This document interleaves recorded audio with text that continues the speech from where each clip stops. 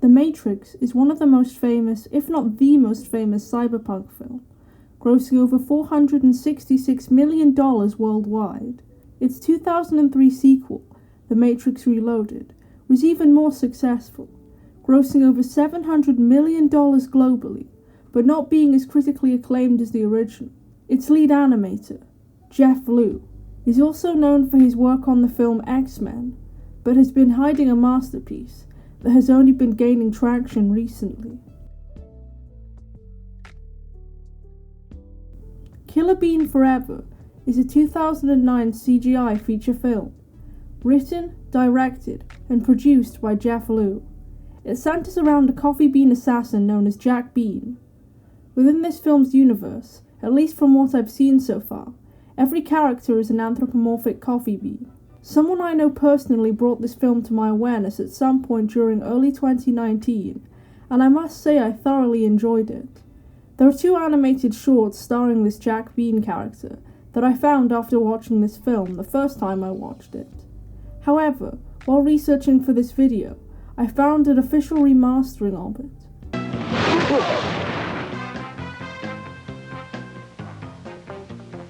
Who are you? As you can see, Jack Killer Bean appeared to be a red jelly bean instead of his famed appearance of the coffee variety. The other short, Killer Bean 2-1, seems more like a prototype of the opening scene of Killer Bean Forever. The beans look slimmer, but the general premise and even the dialogue is pretty similar. Hello? Yeah, you mind turning down that music? I'm trying to get some sleep. Turn down the music? Oh sure, I'll turn down the music for you. Now, on to that famous opening scene. The film opens with the credits accompanied by a loud beeping noise, before cutting to a warehouse full of dancing beans. This has some of the best royalty-free dance music for a film that I've ever heard.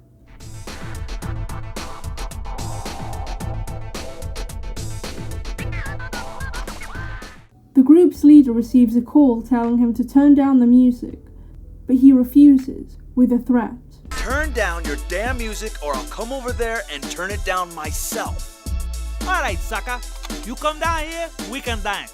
The caller hangs up, resulting in him coming to the warehouse and having a shootout with the other beans.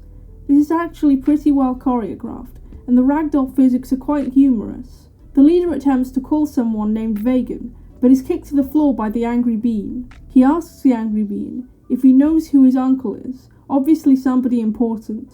The response is yes, and the bean shoots towards the camera, and we are greeted by some opening credits.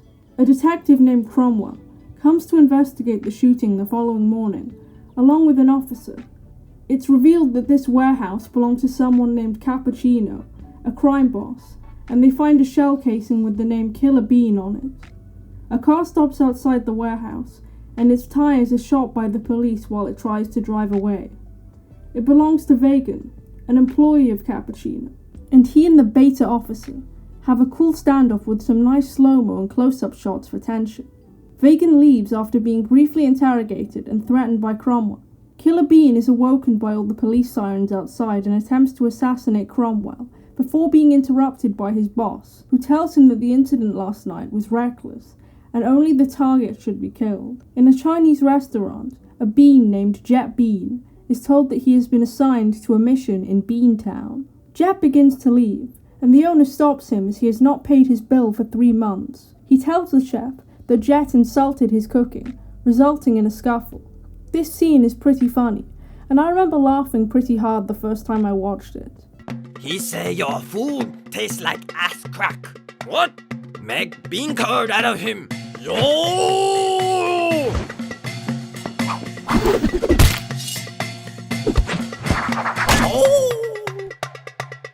Cappuccino is then shown giving a lecture to some of his employees, who aren't even listening or giving very good answers. In order to solve this, Cappuccino lays off some of these beans. Will I be eligible for unemployment? Let me check with the finance department on that, okay? My social security number is 346. Vegan arrives and informs Cappuccino of his nephew's death at the hands of Killer Bean and orders Vegan to kill him. It is implied that Cappuccino is Killer Bean's target. In a call with his friend Harry, Cromwell is told the Killer Bean bullets are relatively untraceable due to the use of gold, and they speculate his motive. Killer Bean arrives at another of Cappuccino's warehouses, only to find it empty aside from a note. Killer Bean is then shot at by Vegan, and they have a shootout, resulting in no deaths, but Vegan's sniper is damaged. Killer Bean sits at a bar across the street, and Cromwell arrives, and after figuring out who he is sitting with quickly, he offers to work together, but this results in a small confrontation. That's a nice gun. Wanna see mine? Outside, Cromwell finds a note addressed to Killer Bean, which reads, "Shadow Bean, you are too late." Cromwell tries to coerce Killer Bean into revealing the identity of Shadow Bean, but ends up being physically overpowered by Killer Bean. Cromwell then calls Harry, who tells him that the Shadow Beans were highly trained government operatives who were assumed to have been disbanded over a decade ago. At another warehouse, Bean gets rid of Cappuccino's men, including mercenaries, but Vegan takes him out and he is held for interrogation, reminiscent of the first Killer Bean animation. After being slapped silly by Cappuccino, Killer Bean escapes and reveals he is actually after Vegan and not Cappuccino. Hate to burst your bubble, Cappuccino, but I'm not here to kill you. What? I'm here to kill him. Cappuccino fires Vegan, but is shot by Vegan immediately, and Killer Bean refers to Vegan as Dark Bean. It's revealed that Vegan used to work for the Shadow Agency and got rid of years' worth of his intelligence data, hence Killer Bean's pursuit of him. Vegan reveals he wants to be a vigilante and plants seeds of doubt in Killer Bean's trust in the Shadow Agency. Killer Bean shoots Vegan, and it is very dramatic. Vegan even has a final speech with music in the background. Doesn't matter now. We're both dead beans. Killer Bean calls the agency, only to find that he has been deactivated and Vegan was telling the truth. At the same time, it is implied that Jet Bean has been sent to Beantown to assassinate Killer Bean. Killer Bean allows himself to be arrested with Cromwell's insistence, despite his initial reluctance. Jet arrives at the crime scene and is met by racist comments by the police. Let me put it in a language you can understand. Oh, so sorry. No charm in here. You deliver. Wrong place. He goes willingly with the police, realizing Killer Bean is in the same position. While being escorted to the station, he takes out the police and Killer Bean realizes what is going on outside. He anticipates Jet's arrival.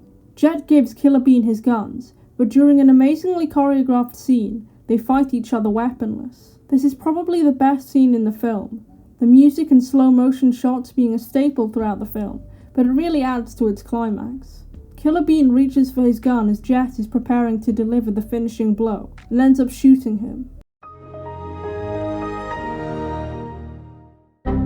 Killer Bean calls the agency with Jet's phone, and makes them aware of his knowledge about them, before stealing a van to head there. We are then met with the closing credits, with a lot of Jeff Lew, reminiscent of Neil Breen's films.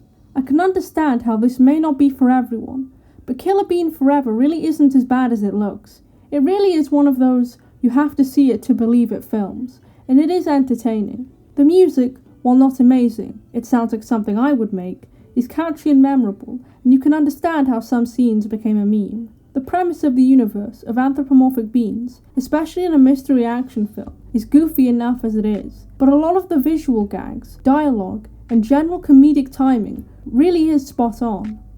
That Bean is nothing but a kiss-ass brown noser. What does he know that we don't know? But he's making millions of dollars selling weapons. If you ask me, he's doing something illegal. The fight scenes are pretty good too, and the ragdoll physics just add to the film's charm. I have not seen the series, but if you guys really want me to make a video about it, I'll watch it. In short, I really am happy that Jeff Lew pursued his passion project, even if it took 4 years and a lot of hard work to create. As of when this video is being recorded, Killer Bean has over 28 million views on YouTube, but I think it deserves more, so I have linked it in the description along with my other resources. If you do decide to watch it, I hope you enjoy it. Of course, I've tried a new style of editing in this video, along with new sprites. Let me know your thoughts on these changes. And as always, thanks for watching.